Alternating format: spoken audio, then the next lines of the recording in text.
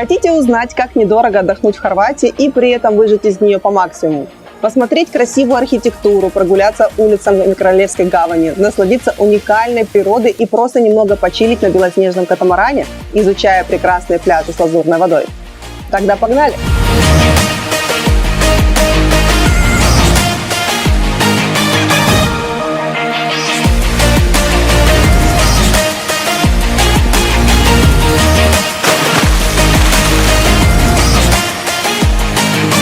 Фактически, основные траты вашей поездки пойдут на отели и перемещение по территории Хорватии. Поэтому первый лайфхак будет про то, как прикольно сэкономить на проживании и перемещении. Есть классный способ, как совместить вместе и жилье, и транспортное средство. Нет, это не жилье в машине, как вы могли себе подумать. Мой вариант куда интереснее. Яхта. Ну, конечно, не такая большая. Выберем что-то поменьше, поромантичнее. Хотя оптимальнее всего новичку подойдет даже не яхта, а катамаран. Он чуть побольше, покомфортнее и лишен крена при движении. Однако стоит учесть, что индивидуальная аренда катамаран – штука не очень бюджетная, но вот арендовать одну из кают вполне себе реально, главное правильно подойти к вопросу. Секрет экономии кроется в следующем. Яхты и катамараны имеют 4-5 кают. При этом обеспеченные туристы, которые их арендуют, занимают лишь одну из них, в то время как остальные банально простаивают. Довольно часто такие капитаны пытаются найти себе компанию и сдают пустующие каюты в аренду по крайне демократичной цене. Такая себе разновидность морской попутки. Причем чем ближе к отплытию, тем дешевле становится аренда мест, а последнюю каюту бывает сдают совсем за копейки. Найти такую шару можно, к примеру, в специальной группе Фейсбука, которая так и называется «Последняя каюта». Социальная сеть позволяет списаться с автором объявления, познакомиться и на базе анализа профиля убедиться в адекватности и реальности капитана. Недельный тур по островам Хорватии нам обошелся 600 евро на двоих. Конечно же, каюта на яхте или катамаране никогда не сравнится с комфортным номером в отеле.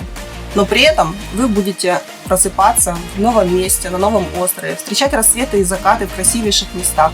Думаю, это стоит того, чтобы пожертвовать на недельку комфортом и феном. Хотя, что-то я забежала наперед. Давайте немного отмотаем назад и обсудим еще одну важную статью расходов – перелет. Поэтому вторым лайфхаком я подскажу, как правильно сэкономить на авиабилетах. Тут стоит уточнить, что в любом вашем путешествии должно быть некое основополагающее событие, ну или место, вокруг которого будет вращаться вся ваша поездка. Например, концерт любимой группы или какая-то интересная выставка. Заблаговременно выбирая даты, в которые необходимо прибыть в Хорватию, у вас будет больше запас времени для поиска недорогих билетов. В моем случае таким событием как раз таки и стала яхта. Когда вы нашли каюту по вашему карману, сразу же приступайте к поискам авиабилетов. Неплохо работает проект Skyscanner. Вы можете вбить там нужные даты и направления, а Skyscanner сам будет мониторить изменение цены и оповещать вас. Примерно так я и поступила. Дождалась, когда Skyscanner оповестит меня о снижении цены и купила билеты на том сайте, где были дешевле они и кэшбэк повыше. На момент съемки видео рейсы из Киева летали только в Загреб и Сплит.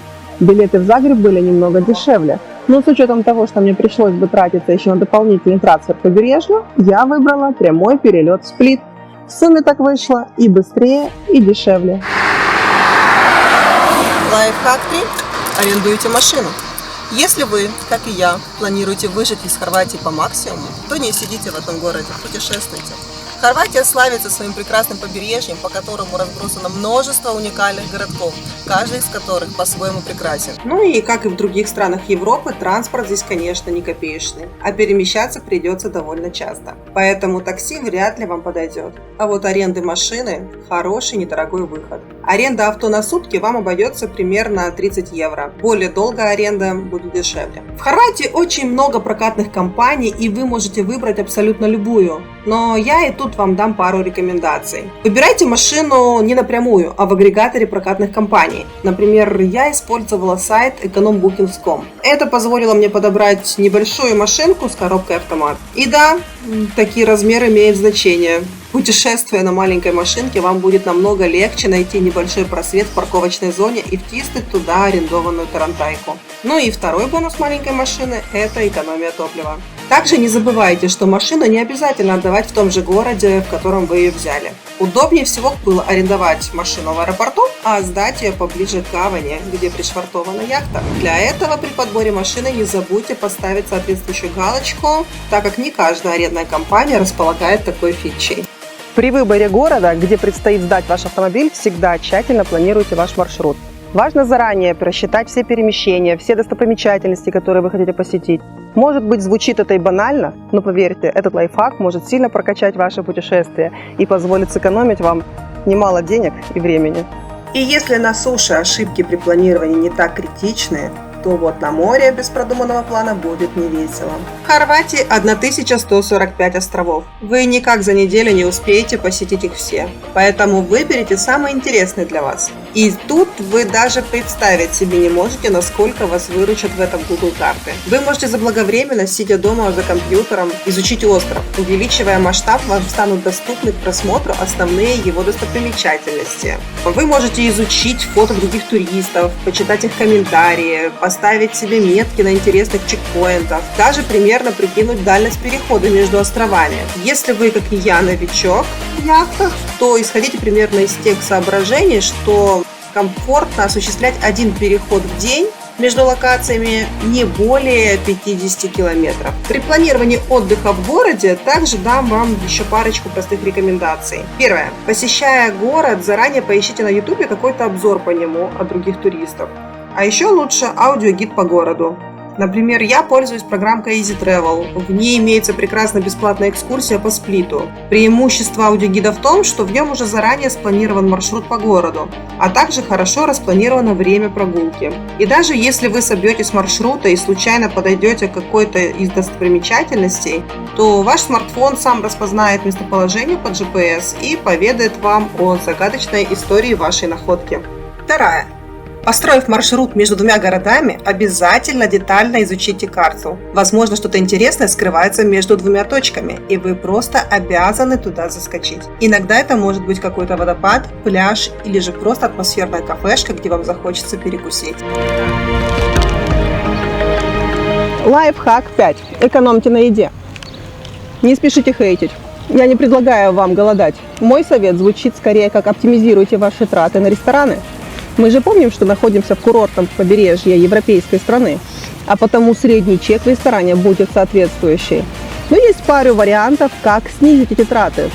Начнем, пожалуй, с тех дней, когда вы путешествуете между островами Хорватии. Где бы вам хотелось больше перекусить? В битком набитом ресторане или на борту белоснежной яхты в узком кругу друзей?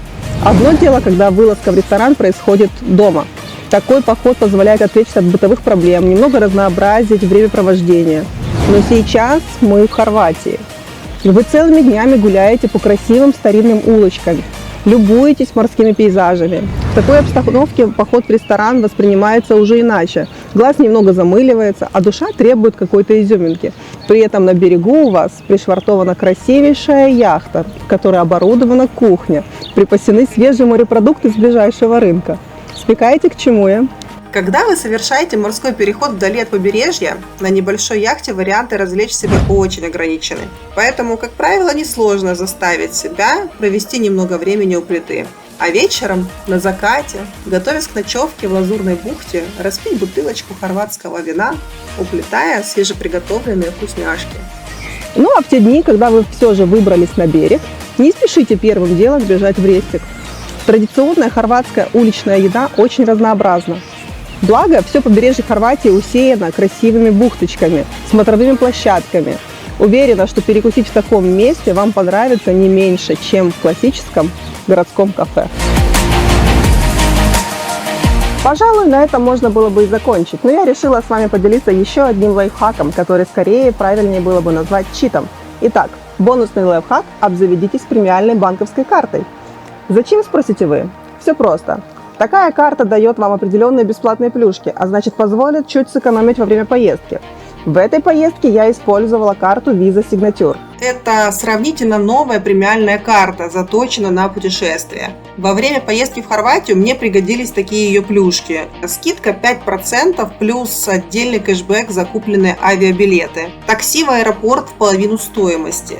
Бесплатный тест на коронавирус перед вылетом, без которого вас просто не пустят в Хорватию. Ровно как и без следующего пункта. Бесплатная страховка, да еще и с расширенной суммой компенсации. Снятие наличных в банкоматах со сниженной комиссией и бесплатный Welcome Fast Line. Но это уже блажь, но все равно довольно прикольно. Вы, конечно, можете сказать, что премиальная карта стоит отдельных денег, плюс нужно платить ежемесячное обслуживание.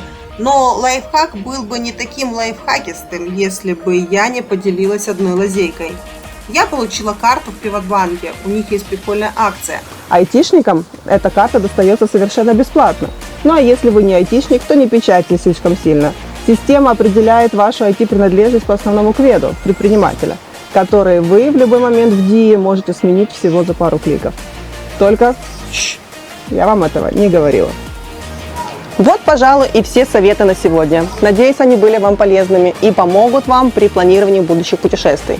И да, конечно же, Хорватию можно посмотреть более бюджетно. Можно добраться до страны автобусом или блаблакаром. Вместо яхты можно остановиться в кемпинге. Но это вышел бы совсем другой отдых, про который, быть может, я расскажу вам в следующих видео. Пока!